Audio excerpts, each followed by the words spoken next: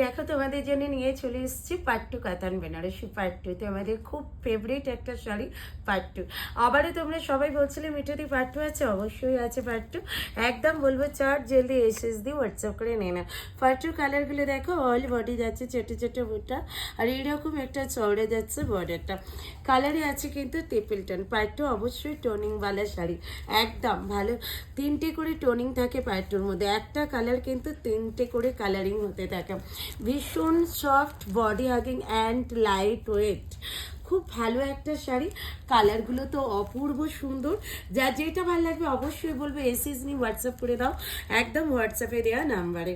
আর আমার ভিডিওটা যারা যেখান থেকে দেখছো অবশ্যই কিন্তু একটা লাভ, একটা লাইক আর শেয়ার করতে কেউ ভুলো না।